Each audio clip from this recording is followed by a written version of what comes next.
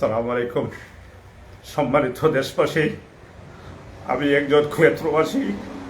আমি আজ গৃহবন্দী। আমি দেশবাসী সকলের কাছে অনুরোধ করছি আমাকে গৃহবন্দী থেকে উদ্ধার করুন। সম্মানিত দেশবাসী, আমি গতকালকে একটা সংবাদ সম্মেলন করেছিলাম। সংবাদ সম্মেলনের পরবর্তীতে আমাকে গতকালকে রাত বড়লেখা থানা পুলিশ অ্যারেস্ট করেছে। অ্যারেস্ট করার পরে রাত 2টা পর্যন্ত তারা আমাকে গ্রেফতার না দেখিয়ে রাত 2টায় আমাকে ছেড়ে দিয়েছে। ঠিক 2টার আমাকে ছেড়ে দেওয়ার পরে আমি ফজরের সময় আমার বাড়িতে আসি। বাড়িতে আসার পরে চতুর্দিক থেকে সন্ত্রাসীরা আব্দুল কুদ্দুস, আব্দুল হাসিম, আব্দুল কাইয়ুম, আব্দুল শাকুর তারা আমাকে মারপিটের চরম উত্তেজনা নিয়ে আমার বাড়িতে আসে গৃহবন্দী করে আমার বাড়িতে আগুন লাগানোর পরিকল্পনা নেয়।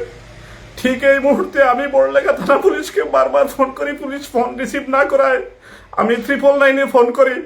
999 ফোন করার পরে বড়লেখার ওসি সাহেব, থানা পুলিশ এসআই শামসুল স্যারকে আমার বাড়িতে প্রেরণ করার পরে এসআই শামসুল স্যার আমার বাড়িতে এসে আমাকে আমার গৃহবন্দী থালা উনি খুলে দিয়ে বলেছেন যে থানায় যাওয়ার জন্য। সম্মানিত দেশবাসী, আমার কি অপরাধ? আমি গতকালকে একটা সংবাদ সম্মেলন করার কারণে আজ আমি গৃহবন্দী। দেশবাসী, আমি একজন প্রবাসী। আমি এর উপযুক্ত আমি প্রতিবাদ চাই। আমি প্রতিবাদ করতেছি। দেশবাসী, আমাকে একটু রক্ষা করুন। আমাকে ওরা মেরে ফেলবে। দেশবাসী, আমি কোনো অপরাধ করি নাই। আমি শুধু সংবাদ সম্মেলন করছি।